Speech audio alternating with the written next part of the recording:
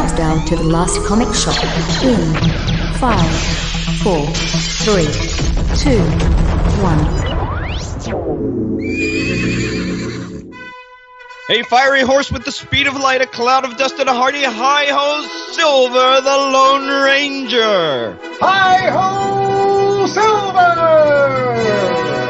With his faithful Indian companion Tonto, the daring and resourceful masked rider of the plains led the fight for law and order in the early West.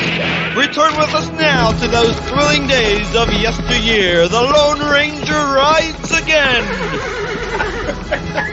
That was so epic. Oh man! You know what? I love Movie May. I'm not gonna front. This is one of my favorite times of the year here at the Last Comic Shop. I'm the host with the most, Andy Larson, and welcome back to another week of Movie Mayhem. That great time of every single year where we pair comic books with movies, adaptations of the movies, or starring the same characters as the movies. It's a great time if you love comic books and you love movies. So we hope that you are along for the ride this week. Joining me for my ride is, of course, my regular co-host, Jay Scott and Chad Smith, as well as my brother, Ethan Larson.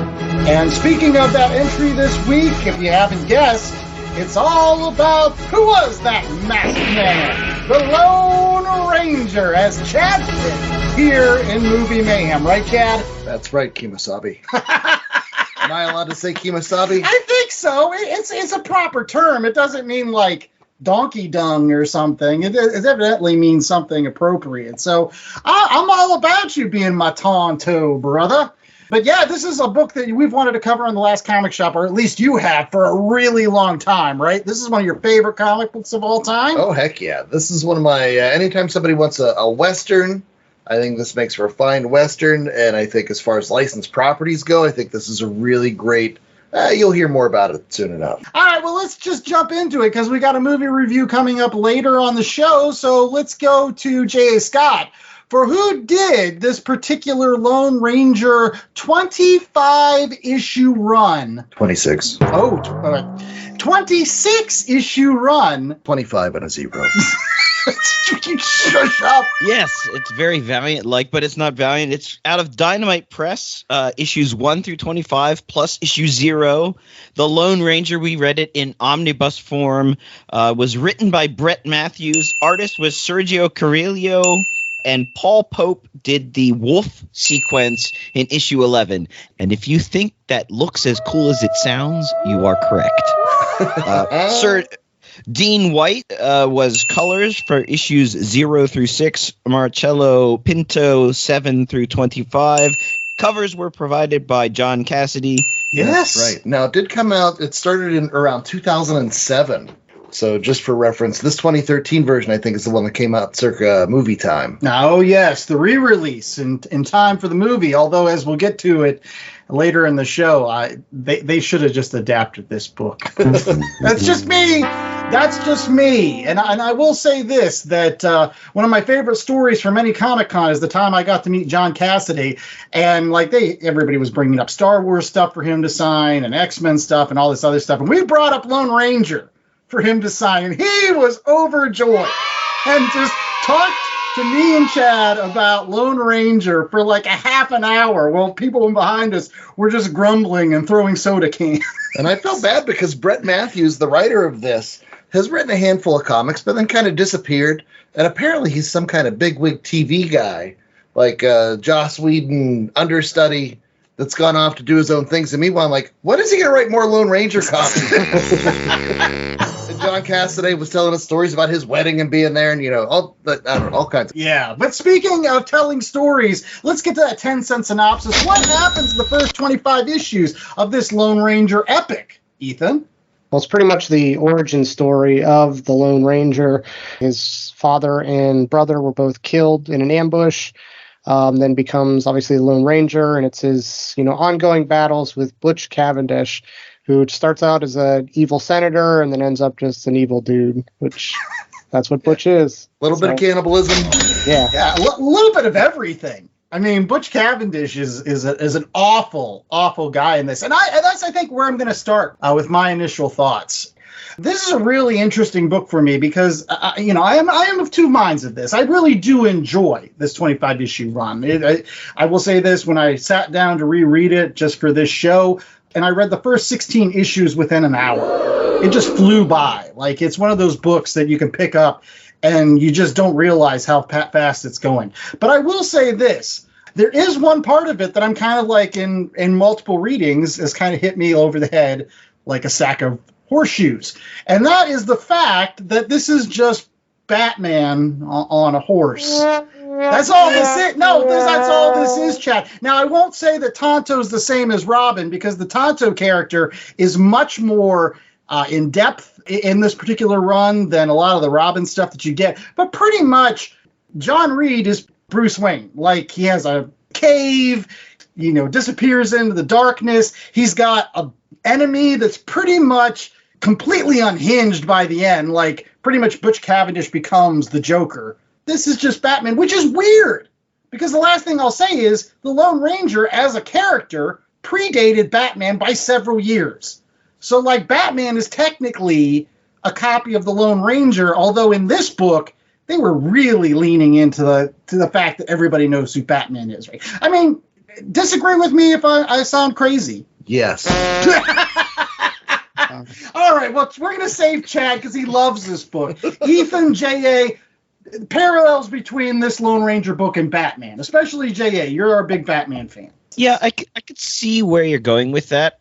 I think the issue that newer generations are going to have with the Lone Ranger for this book and also for the movie was that kids don't read or watch or listen to cowboy movies or shows anymore.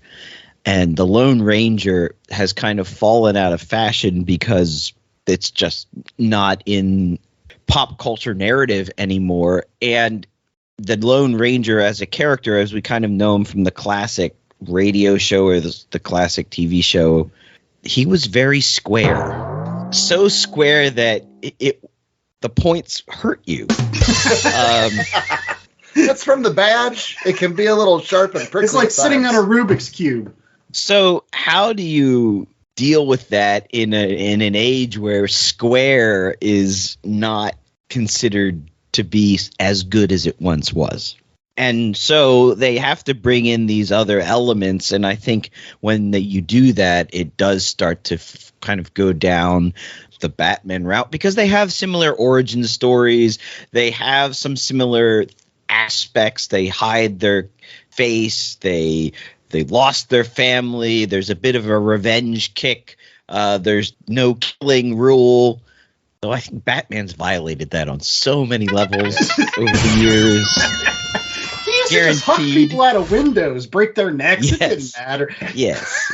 So I see what you're going at. At the same time, you could say that they leaned into more like true Western, like Outlaw Josie Wales or Pale Rider. Oh, great movie.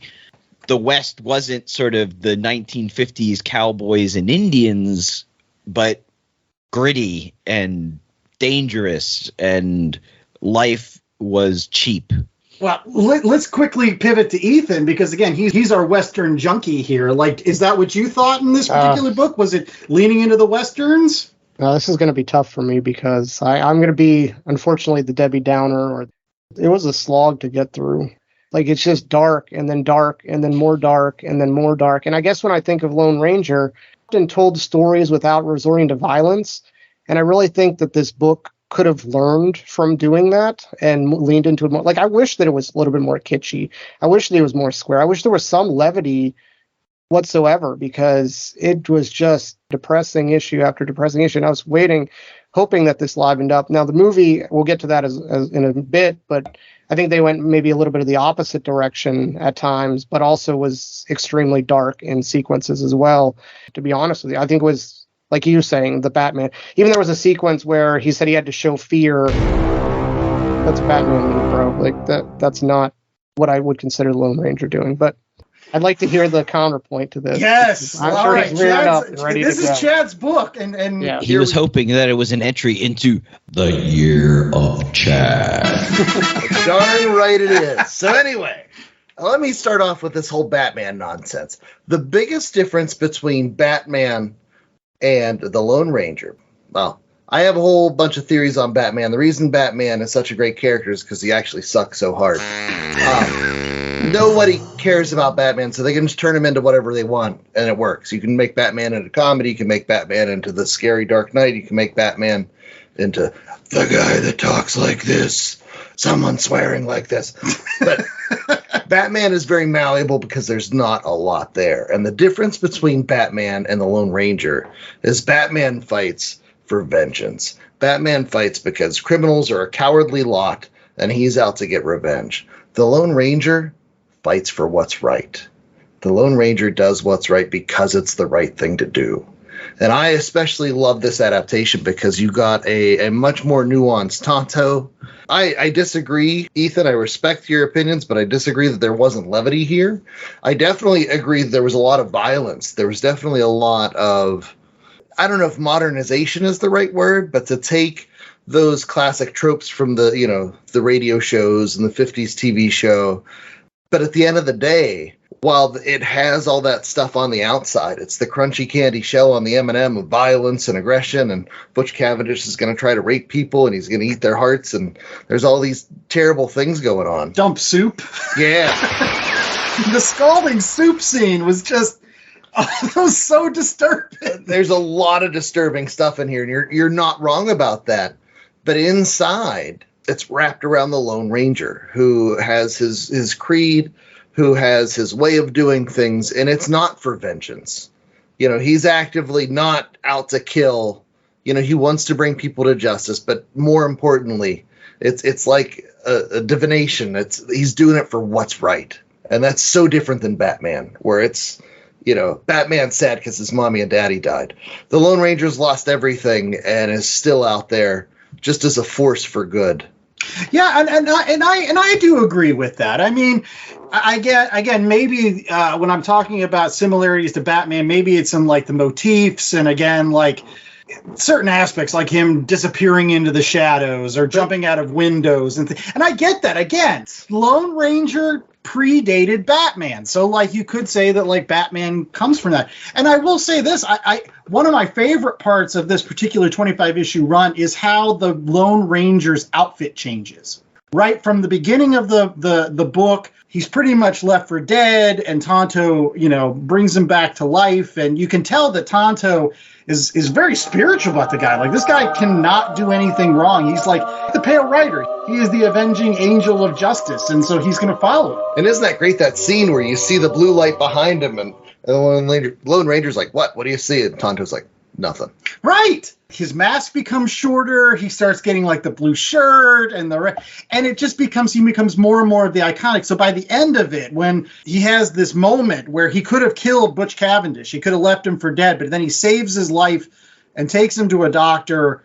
I think that is the moment where there is a difference between the Lone Ranger character and the Batman character. But at the same time, I mean, come on. Like, he has, like, a character that's pretty much the Commissioner Gordon. Yeah. Butch Cavendish is pretty much the Joker by the end of it with maniacal, crazy grins. And there are some similarities, but I'm thinking Silver and Tonto, like, there's enough differences around there. Right. That I think a comparison is okay, but to say one is the other, I'm not buying it. All right. On the book itself, I love the reimagining of Tonto. I think, obviously, you have to do that in the modern age. He's quite a problematic character if you look at him from sort of the classic radio show, and they did it well here. We haven't really mentioned it, except Chad, a little bit, but the art is incredible in this book. I really loved it. I know, Ethan, that you're all about that grayscale Western, but there is something to be said of seeing those beautiful oranges and browns and yellows of the high desert and these great silhouettes. And they really lean into candles and shadows and black and white. And it's cinematic. Long panels that stretch the page in sequence. It looks not unlike a storyboard for a film, but better because it's not scratchy. It's beautiful art. The action flows. Before you go too far away from this, I do want to mention the John Cassaday covers. That was always the milkshake that would bring people to the yard. And I'll be honest, the first couple issues I read of this, I'm like, the art inside's okay. But it's one of those things as the story goes on, you get to see, what a masterful storyteller Sergio Cariello is. Every character is so well defined, and the emotion and the faces and the fear and the terror and the vindication, like everything is there. The acting, the portrayal, and it has that grit that you want from a Western. Maybe a little too much grit for Ethan's purposes from a Lone Ranger comic, but I just, it all works for me art-wise. The last thing I just wanted to say is just I wish that this was just a standalone Western character, and I don't think it would be tied with the baggage or maybe wouldn't have sold as well, but I think that if they would have just drafted a new guy that was, stood for all the stuff that this guy stands for, I think it would have probably told a better story. And I honestly, like, when I told you, Andy, about stuff, like, you bring me on because obviously I like the genre that you're covering, but not all of our audience does. And so I try to think of things as, like, does it rise above the genre that we're talking about? So does this rise above your typical, Western to be just a good book, period? What's your opinion? What's all three of you? I know for me, I think I said it didn't even seem like a Western to me at all. Yeah, I think that's my thought process. Is it modernizes it to a certain extent where it's a Western in flavor, but like it's Batman on a horse. No, it isn't.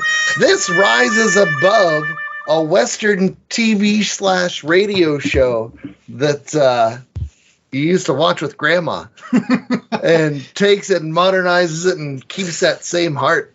Yes, I think it does. It leans into some Western tropes, obviously, because it is a Western, but I think you don't have to be necessarily a Lone Ranger fan or steeped in the Lone Ranger mythos to get enjoyment from it. Yeah, because it's a Batman book. And I don't real quickly, before we get to ratings, one particular issue or segment of this 25-issue run, because, this is a chunk. We don't read 25 issues just, here and there on the last comic shop. So I'll start. One of my favorite segments in this entire book was during the final battle with Butch Cavendish, where Silver comes to the Lone Ranger's rescue. They build Silver up throughout this entire book as this wild horse that can't be broken. The Lone Ranger, through caring and patience, man, he loves that horse, because immediately Butch Cavendish gets a Gatling gun and starts shooting the place up. And the Lone Ranger immediately jumps and grabs Silver and pushes him down behind this church altar to protect him from the bullets and says, "Stay still." And I just thought, as a guy that has a dog, I don't have a horse, but I have a dog. And so I do kind of feel fealty to an animal in my own life, and I just thought that was a really powerful image in this middle of this church. Just loved that. Chad. This is tough for me to narrow down. There are so many moments in this book that I just love. I love the characterization of Butch Cavendish. I think he's the most terrifying villain ever. Like, you start off and he's that politician. He's in that smarmy world. You can tell he's uncomfortable. And then his right-hand man, Winthrop, steals all his money. Instead of that being, like, the thing that, makes him real mad and sets him off, he's like, oh, no. Like, he's been set free from all his earthly possessions, and then, I don't know, I just love it all. There's so much here. And then you get the nods. We didn't even talk about the little notes about little Dan. Oh, yes. And I know that's Andy's bag, so I won't step on that too much. Yeah, the Green Hornet stuff there. That was good. That's another great scene where he brings the hornet's nest in, and he's like, "What do you got behind you, kid? Is that bees?" He's like, "No, it's hornets." That's the moment Dan Reed becomes like them. And that's not even the Green Hornet. That's his son. Yeah, that ends up being the Green Hornet. Like, he's the guy that ends up going to San Francisco and starting the Daily Sentinel and becoming the guy that starts that newspaper, and the crusading newsman that his son, who is the Green Hornet, Britt Reed, wants to emulate. And ultimately, I will say this, I always think the Green Hornet is much more interesting than even the Lone Ranger, just simply because of the whole pretending to be a criminal thing. Right. Like, that adds a whole other element to that character. But J.A., your favorite part? I did like the little notes and nods to the Lone Ranger lore. Like there's a sequence where you see him in the distance through the door, and there's a piano there, and sitting on the piano is the score to the William Tell Overture. And I just like, oh, that's kind of nice. But I mentioned it when I was going through the creators, is there's this sequence, and I think it starts in issue 11, where Tonto is with this guy who's been condemned to death that they had caught. And Tonto says, I'm going to stay with you and watch you hang, so you have someone, even though you're evil, I'll be with you. And he tells him this story about a wolf. And there's this, and I'm not going to ruin it for anyone, but there's this great sequence about this wolf sort of going through nature and encountering what humans have done to that nature, and then stealing from them and becoming like them, and then going back. He leaves it very ambiguous what happens to this wolf. And the guy he's telling it to, who's about to die the next day, is like, how can you how can you tell a story if you don't know the ending? And Tonto is almost like saying, it's not about the ending that's the importance. The importance is about the story itself. And I really love that. And it was done by a different artist than the main book. And I thought this is one of those places where switching up the artist works really well, because it takes you out of the immediate scene of the Lone Ranger and it puts you in this totally different world, and you're living this story as Tonto tells it. That's a great portion of the story, Jay, and I think I like the portion that actually leads up to that, which is the story of Raphael, which is kind of like the first temptation of Christ the Lone Ranger, where he's fully tested of his mettle and wanting to kill this guy who has no redeemable qualities whatsoever. And he gets tested. And one of the tests is that the Raphael shoots Tonto and he takes the bullet for him. And before then, I think like that him and Tonto had like an uneasy relationship. I think that's how it started. And after that, they were, Kimosabis with each other. So I thought that was very nice. And it was a good interlude to the wolf story, which is also one of my favorite parts. That's where the story was strongest. Well, speaking of strongest parts of narratives, let's get to our ratings. It's oftentimes our strongest part of the show, because we actually just cut through all of that bull flop and get to actually what we think about this book. So, J.A., what is our rating scale for this week? Well, 1 out of 4 appropriately named silver bullets. Ah, very nice. We're going to start off with Ethan. I think this might be like a cascading scale, but Ethan, you were the most critical of this week's book. What's your overall rating? It's a 2 for me. It was one of those books that Chad's been telling me about for years. Which he told me this over one of my favorite books with Blueberry, which is going to be my recommendation later today. But like I said, I think some of the criticisms that I had didn't click for me, and it just was very dark. So. Okay. Not everything's for everybody. That's all right. So, J.A., was this for you? Yes, it was. I liked it. I enjoyed it. As I said, the art really blew me away. And I'm a bit like Chad. I think it took a while to grow on me. It felt a little bit workmanlike at the beginning. And then as you started to get into it, it's like you're seeing the nuance come through. And the colors were just incredible. The story, I thought it followed the Lone Ranger as he evolved into the man he becomes by the end. I loved the reimagining of Tonto. Well, give it 3.5. 3 silver bullets and then a casing, I guess. Okay. So 3.5 silver bullets. All right, well, I'll go next because I think I can guess what Chad's going to rate this. I also am going to say 3.5. If we had reviewed this book a couple years ago, I probably would have given it a 4.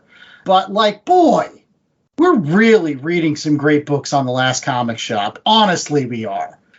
Maybe it's just recency bias with some of the other books that we've been reading, but I just saw a little too many parallels to the Batman and too many Batman-esque tropes, especially towards the end. I think it really starts to shine through, and you're like, oh, okay, yeah, this is just Killing Joke because he's torturing Commissioner Gordon, and regardless, I think this is still the best Lone Ranger comic book out there, though. And I still think that anybody that picks it up probably going to enjoy it and probably read it pretty fast because I just think it flies. I don't think it's a slog at all, even though there's some parallels that I wish were different. But 3.5 is a strong grade for any comic book. Chad? Now, I'm going to preface this by saying the Lone Ranger is mildly important to me as a character, just because as a wee little kid, I remember watching the reruns of the 50s TV show with my grandma. I have really fond memories there. And as far as you guys know how I'm a toy guy, one of the first toys I had were from I think it was the 1981 movie. Legend of Lone Ranger. The Legend of Lone Ranger, where I had the Lone Ranger and I had Tonto and I had Silver and I still have them today. Regardless, I played with those toys so much as a kid. And it was just the simplicity of the Lone Ranger being that guy that's going to stand up for what's right, and Tonto, being his faithful sidekick. And so I came into this book with an affinity for the Lone Ranger. I will say, on a critical note, reading this through from 1 to 25 and then 0, I do think they did the book a disservice by putting the 0 issue, the Free Comic Book Day issue, at the very back. Yes. Which is the creed of the Lone Ranger. I agree with that. That should have been up front and center. And also, I remember the book as a meteor experience. And I remembered why. Because there was also a companion book, a miniseries that went along at the same time that fleshed out a lot about Tonto. So if this is all you're getting, and admittedly, this is a lot, it's 25 issues, there's some questions like, why is Tonto there? Why do they call him Tonto? All that stuff wasn't fleshed out in this particular series. So I can see those little moments where people could consider this to be lacking. But it's not. It's a 4. It's wonderful. It's great. It's a wonderful reimagining of the character. I thought it did a great job making the course corrections with Tonto. And Silver's just the best. I love Silver the Wild Horse that can't be tamed. It's just there. And then they still kept the heart of what makes the Lone Ranger wonderful, even though they bloodied it up a little bit. They made it into a more violent, more aggressive Western format. But boy, the parallels between Cavendish and the Lone Ranger and how they both grow throughout the course of this 26 issue arc, man, it was just a wonder to watch, and I love it. And so I considered for a minute docking it a few points because, in retrospect, reading it through this time, I'm like, oh, it's a little incomplete. But no, the rest of it makes up. This is awesome. It's a 4. All right. Well, let's get to that movie review right after these commercial breaks. So stay tuned for the Disney's version of The Lone Ranger, featuring a lot of folks that have done some stuff since this movie came out. We'll be right back. Hey, it's Mikey Wood, frequent Last Comic Shop guest and collector. And as a collector, I'm always in need of boards, bags, long boxes, and more to house all those comics. That's why I use promo code LCSPOD to get 10% off my orders at BCWSupplies.com. Not only does it get me a discount on BCW's already low prices, but I know using LCSPOD at checkout is another way I can show my support to the Last Comic Shop podcast in their continuing mission to bring fans together under that big comic book tent. So if you're in need of comic book supplies, head out to BCWSupplies.com and use promo code LCSPOD today. That's LCSPOD.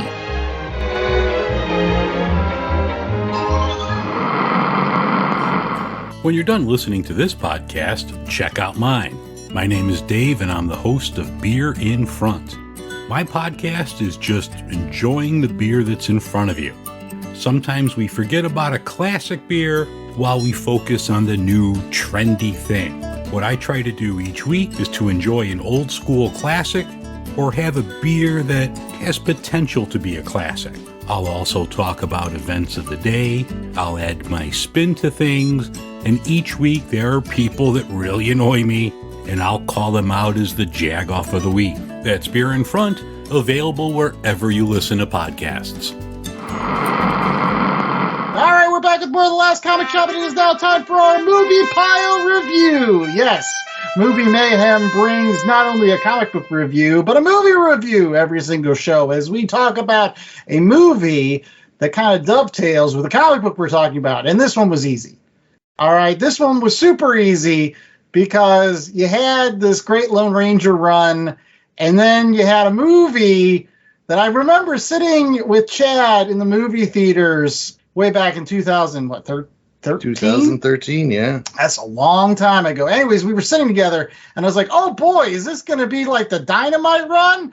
And then, no, it's not. I mean, it was something else. It was a guy with a bird on his head. 2.5 long hours. But I'm not going to give my initial thoughts just yet until we get through The Lone Ranger by Disney. Now, J.A., who worked on this tremendous flop? So it was directed by Gore Verbinski with a screenplay from Justin Hayth, Ted Elliott, and Terry Rossio, based obviously on The Lone Ranger by Fran Stryker and George W. Trendle, produced by Jerry Bruckheimer and Gore Verbinski. It starred Johnny Depp as Tonto with the aforementioned crow on his head. That was based on a painting titled I Am Crow by Kirby Statler, by the way. A little bit of trivia there. Armie Hammer played the Lone Ranger. William Fichtner did a very good job, I thought, as Bush Cavendish. Then you had some other, like Tom Wilkinson played this corrupt railroad tycoon. Ruth Wilson, the British actress, played the widow of the Lone Ranger's brother. Helen Bottom Carter shows up and walking around in a leg made out of ivory and scrimshaw, and that had a shotgun in the heel. Red from the that was a bridge too far for me. Here I am again giving initial thoughts. All right, okay. Well, regardless, we're gonna go ahead and talk a little bit about Johnny Depp and Armie Hammer. I don't know how to say it. Chad, what came to light about Armie Hammer in the years after this? Yeah, so that's a little bit unfortunate. If you want to be grossed out, go ahead and Google Armie Hammer, which I didn't realize was actually one of the heirs in the Arm & Hammer fortune. But it turns out all that money, probably not good for you. And at one point, mid-pandemic, he was divorcing from his wife. And then allegations came out about sexual things and deviances and cannibalism and all kinds of weird stuff. And then fast forward a few years later, and Armie Hammer's working selling timeshares in the Calypso Island. And so it really is a sad story. And definitely, like, when you think Lone Ranger, you think something, it doesn't fit the character. But that's also not to say the movie with Johnny Depp being representing the Cherokee tribe when he might have a grandmother who was a part Cherokee. Like, there are a lot of problematic elements in this film. Then they play like the genocide of so many Native Americans for laughs at certain points, and there's a lot of inconsistencies that whenever you look at it, like, it's like, ooh. I don't know if the Lone Ranger should have came out to the William Tell Overture or She Drives Me Crazy Like No One Else. Oh, that's all right. That's a deep cut, right?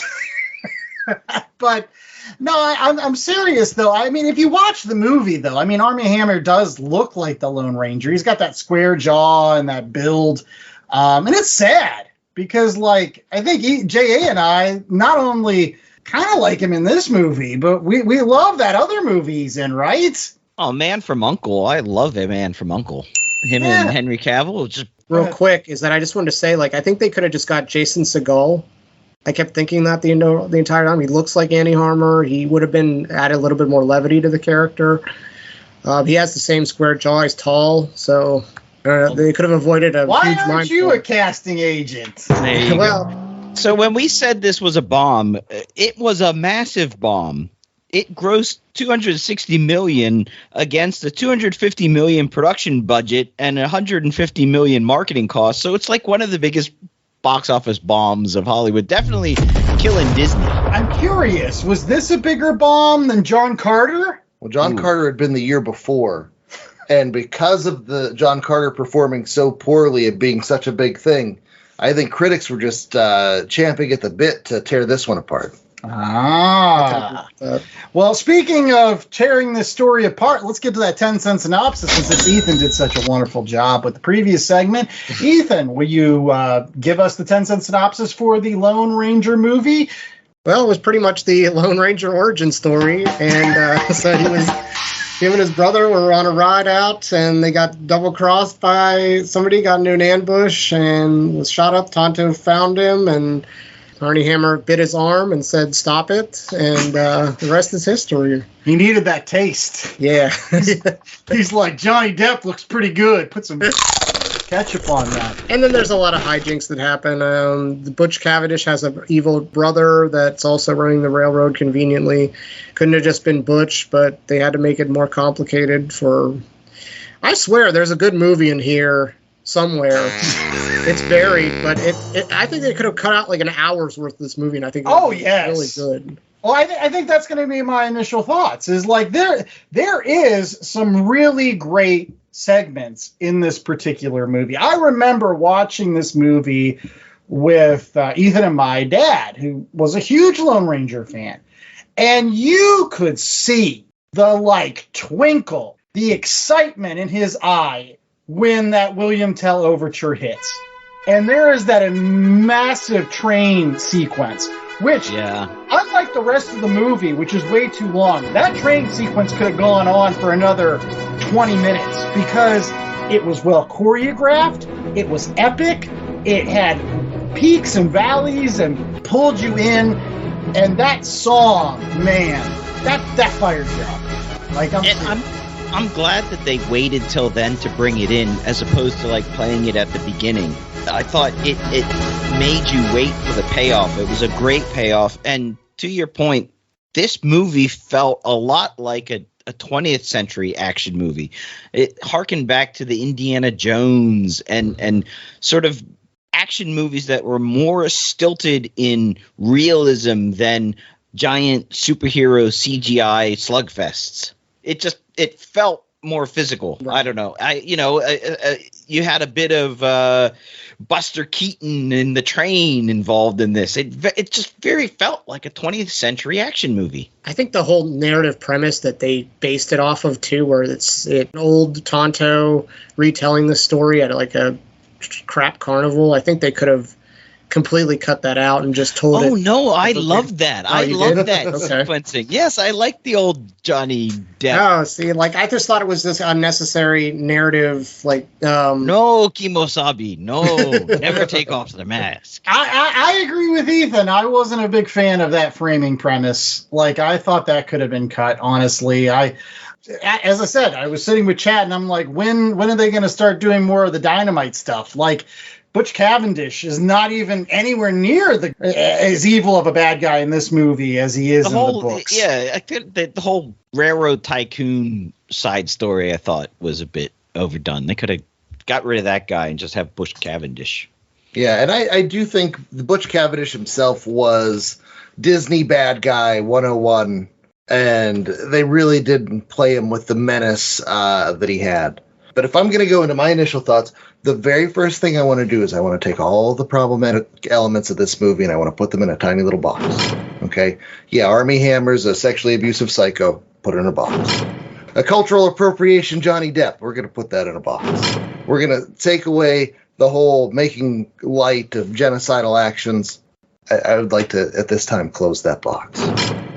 I love this movie. Now, part of this movie came out in 2013. And 2 days before I saw this movie, you know what I saw? Man of Steel. Oh, yeah. And I hated the Man of Steel movie so much. So much. Talk about something that got something so incredibly wrong. To this day, I have nightmares about Pa Kent being like, nah, let him die. See, I have to just jump in here real quick because I do want to champion that because I saw Man of Steel. And then I saw the first 15 minutes of The Amazing Spider-Man 1, and I swore off superhero movies for 5 to 10 years. Yeah, no, it was a rough time period. The only reason I sat through Amazing Spider-Man 1 was out of respect for the $14 I had to pay for my ticket. Otherwise, I was ready to walk. But anyway, it was a rough time for movies. But then I sat in on this movie, And you can say, and I would agree that it's too long. I think all movies, once it hits 2 hours, the movie should just be over. I don't care where the story is, just done. With all those complaints, it had a lot of really fun action sequences. Even though I firmly believe in my heart of hearts, the Dynamite comic book, the Brett Matthews script would have been such a better and more enthralling movie experience. This was big budget hijinks, and it did feel like an Indiana Jones or like one of the Mummy movies where, you would have the Lone Ranger who was a spirit walker, so he couldn't die, but didn't know what the heck he was doing, but he'd shoot his gun and it would ricochet out 15 different things and then take out the bad guy and knock him down and do all this other stuff. I thought that was fun. And I enjoy wacky Johnny Depp. Like, I know I shouldn't, but I do. And he's feeding the crow and he's making trades. And I enjoy the interplay between, how they're a little bit hostile with each other between Tonto and the Lone Ranger. Compared to the Man of Steel, even though this movie had a lot of terrible things in it, there was a lot of violence, there was a lot of, just horribility. But at the same time, there was a joy to it. That having come out of Man of Steel, where I was like, oh, this is the worst thing I've ever seen, I was so ready to embrace that joy, and this movie had it. And then I walked out and I was like, oh man, that was great. And everybody else was like, no, it wasn't. And I'm like, what? What? I'm not going to, mince words about it. It was a popcorn movie. It was entertaining.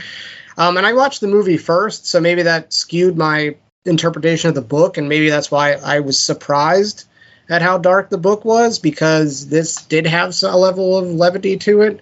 But like I said, I just keep going back. A lot of stuff should have been left on the editing floor, like, when they dragged the Lone Ranger through horse manure. And, yeah. Well, couldn't we put the manure dragging in the box, too? Because that's excruciatingly long sequence that did not need to be in the movie. I'm half tempted to turn this off, but I got to see how it goes. And I just wish there was a little bit more to chew on. You know what I mean? Like, they kind of gave me a taste. I don't think any of the characters were, fleshed out, other than Johnny Depp, who, again, chewed the scenery. And say what you will, he did what he was supposed to do. He was Captain Jack Tonto, so it was... No, I thought and I actually thought this worked better than a lot of the Pirates of the Caribbean movies.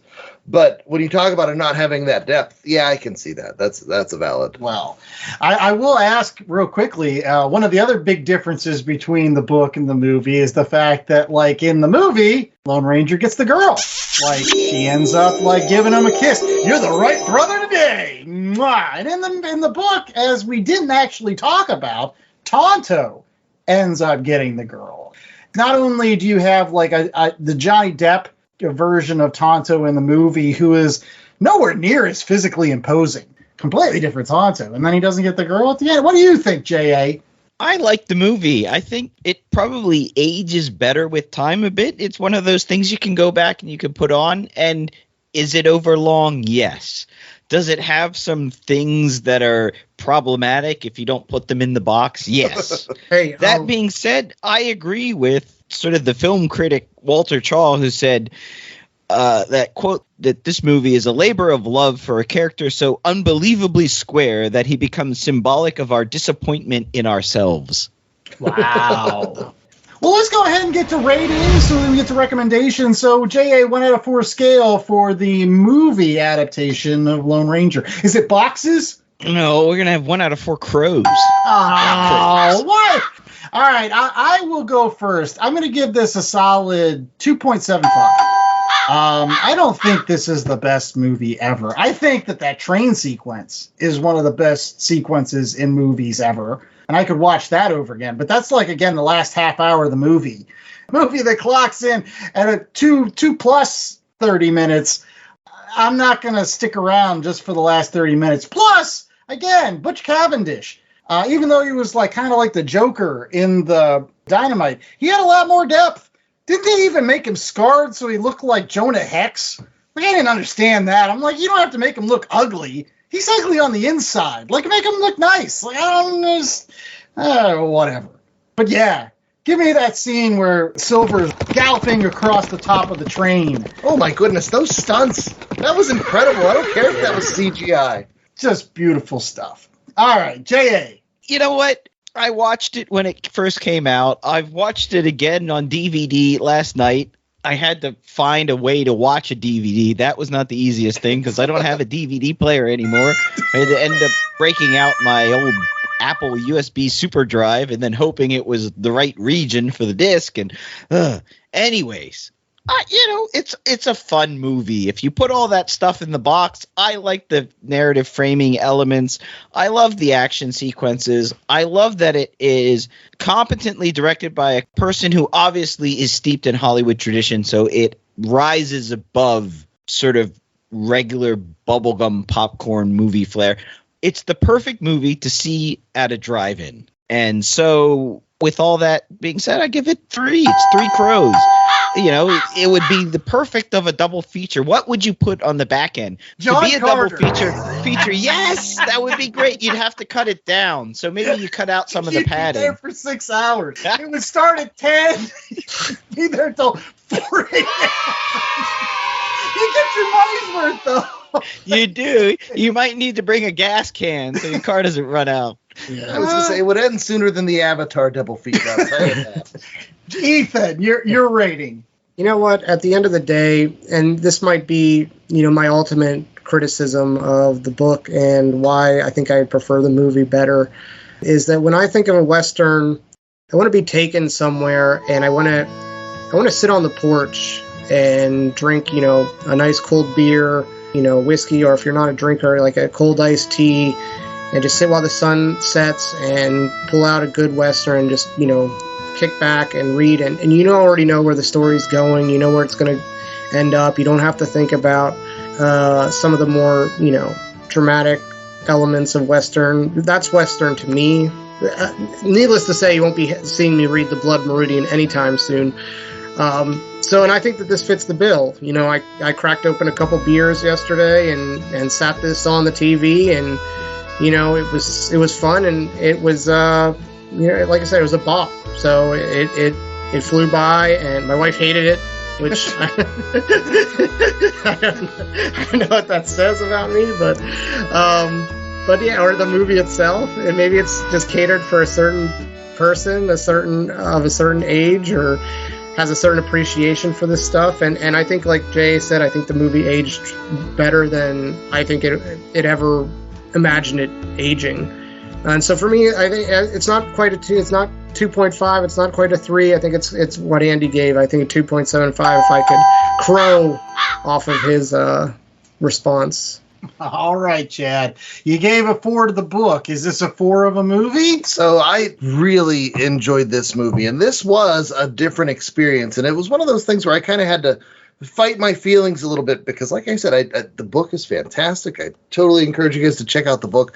I don't have the yucky feelings after the book that I do after the movie and everything that's come out since then. Like, I don't need a box to appreciate the book. And so I know my wife is very much so in tune with, like, socially and culturally appropriate things. And I don't think this movie is that. But with that said, boy, did I have fun with it. Like, it's so fun and silly and campy. When it comes to box office, I equate it to Scott Pilgrim, which was another movie that came out and just bombed. And I was like, why aren't these movies catching on? I felt like there should have been an audience for this, but for whatever reason, it just wasn't aired on the right weekend, or Disney must have not have been able to market it in a way. They leaned too far into the Johnny Depp and not enough into the Lone Ranger stuff. I don't know what it was, but I enjoyed it. It's definitely different in the comic book, but it did embody the spirit of the Lone Ranger. I just wish I could shake off the icky stuff more. So I'm going to go, and I probably shouldn't, but I'm going to say 3. I still have my box. As long as that box is closed, it's a 3. Yeah, shake off that wool sweater dipped in cod liver oil, because that's like, it's just sticking all over you. And that's another thing, too. The outfit of the Lone Ranger and the bird on the head, I just wish there was a more faithful representation. But especially after Man of Steel, it was such a great palate cleanser. Well, we've got a palate cleanser for you coming up right after this commercial break. It's recommendations, so we're going to give you some other books, so stay tuned for that. Panelist is on the air. What happens when 20-something Madison is zapped into old-time radio shows? No technology. I want to go to voicemail. No Starbucks. Don't call yourself a coffee shop if you only sell drip coffee. And no one is PC. I don't need no lift from... Were you about to say woman? Because I'm wearing a gun and I have no idea how to use it. Madison on the Air serves to highlight the way we were and the way we are today with original radio drama scripts adapted to include the modern-day Madison as she joins famous characters from radio's past, including Sergeant Joe Friday. Just the facts, ma'am. I've never actually said that. Marshal Matt Dillon. We're not having a shootout with a 10-year-old kid. I'm too woke to be a part of this. Superman. I didn't realize how cold it would be flying like this. I have to get into the higher atmosphere. And many more. Visit us on the web at madisonontheair.com or find us pretty much any place podcasts can be found. You talk so old-timey. I have no idea what you said, but it's adorbs.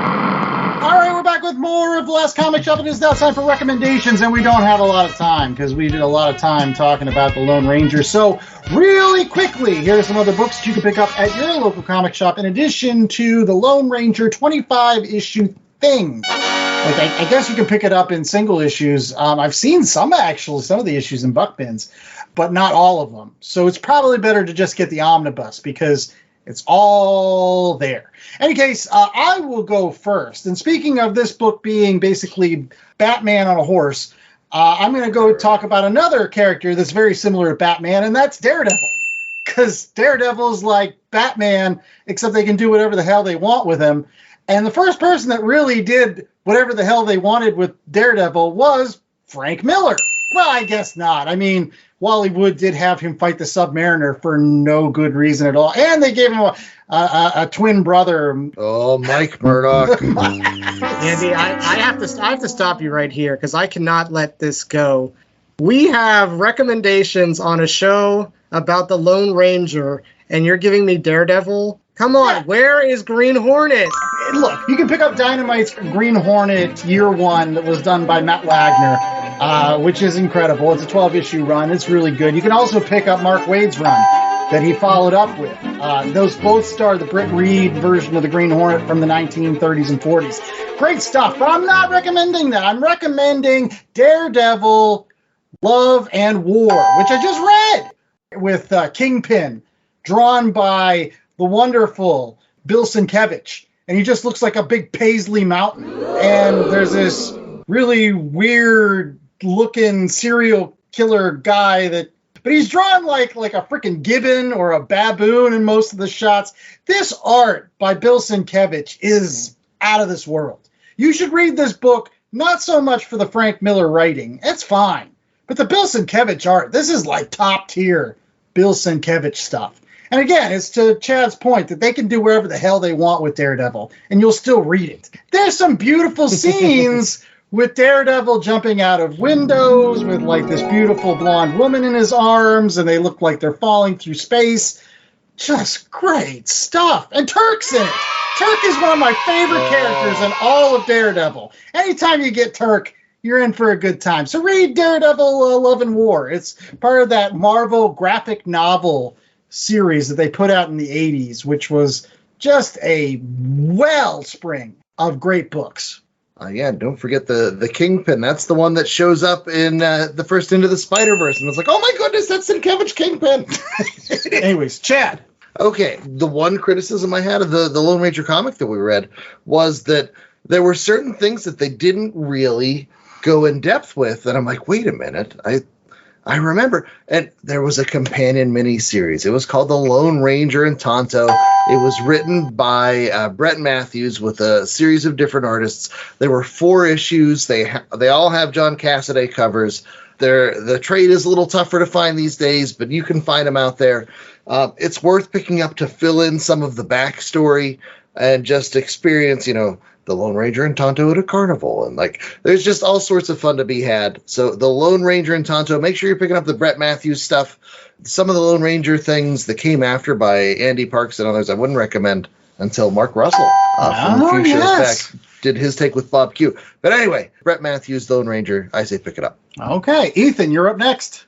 First off, I just wanted to say that I went to the library and looked for probably like an hour for another Western book, a recommendation that I could find, but as J.A. says, they don't make Westerns anymore, or at least that often. So I struggled with that. But I do want to recommend a book that we read previously, In Another Life. It was Blueberry, Book 1, by Jean-Michel Charlier, French comics artist Jean Mobius Girard. This was on the Marvel Epic line where we read. It was basically the telling of Chihuahua Pearl, and has a regular old dude, Bruce Willis, time out of place, looking in Mexico for Confederate gold. So it doesn't get much more Western than that. It was published originally in 1973, but the Marvel book came out in 1989. So good luck trying to track it down, but they maybe did a reprint sometime between then. But definitely recommended. Like I said, good porch reader, and everything you want from a Western. All right, wordy, you're last. All right, well, it's movie mayhem. So we would be remiss if we didn't recommend some movies instead of just reading stuff. Woo-hoo! And if you're going to recommend movies and Western movies, none better possibly than The Man with No Name trilogy. That's right, a fistful of dollars for a few dollars more, and the good, the bad, the ugly. Sergio Leone directing Clint Eastwood, 1964, 1965, 1966. I'm sure you can find them in DVD packs, Blu-ray packs, streaming packs. Just epic. Quentin Tarantino royally cribbed from these. Oh yeah. Everybody does. Like, nowadays, everybody's all about The Mandalorian, right? And all the imagery in The Mandalorian over the last couple of seasons. Go back and watch the Sergio Leone Westerns. That's where they cribbed everything from. For God's... Well, that and the Kurosawa samurai films. But yeah. So, there you go. That's my recommendation. Best one, J.A. Is it Good, Bad, the Ugly? Or yes. I like Fistful of Dollars. I like the first one. I like Yojimbo. So, like, that's I mean... Jay, I have a limited amount of time, so you recommend Good, Bad, and the Ugly. I haven't, unfortunately, seen it. Yes. How long is it? Hour, 2 hours? It's long. Okay. The buckle in. I'll tell you how long it is. When I first owned it on VHS, you had to have 2 VHS tapes. It's one of those. Wow, it's like Ben-Hur. Yeah, or Gone with the Wind was the famous my dad would be like, we're going to watch Ben-Hur. And I'd be like, no, I'm not. No. It's something that's not long is the ending of our show, because Chad is unveiling our new truncated version of the end of our show. So, Chad, what do we got? Got to make this quick. Andy, what's the website? It's www.lastcomicshoppodcast.com. Jay, what do they get there? They get links to all of our social media and our merch store, where this week only masks. There we go. Recommendations. We have more Lone Ranger and Tonto. We have Blueberry, Daredevil, Love and War. And we've got The Man with No Name trilogy, Sergio Leone. Ethan, what should people smash? Smash that like button. And also, if you need backs, boards, and boxes, go to bcwsupplies.com. Use the promo code LCSPOD at checkout to save 10% off your order and support the podcast. So please, bcwsupplies.com, promo code LCSPOD. Press Andy one more time. What's our website? Give us a dad joke. Wow. It's www.lastcomicshoppodcast.com. We'll be back next week with more movie mayhem. I was Loose with most Andy Larson, joined by Chad Smith, Jay Scott, and Ethan Larson. And we hope that you stay safe. Stay on a horse. And remember that if you lead a horse to water, don't put them in there because they can't swim. That's overtrue. Horses can swim. Did you not see City Slickers? They crossed the river. Did they cross the Pacific Ocean? Those are seahorses. Smash that 5-star review, man. Good luck with this one, buddy. Good luck.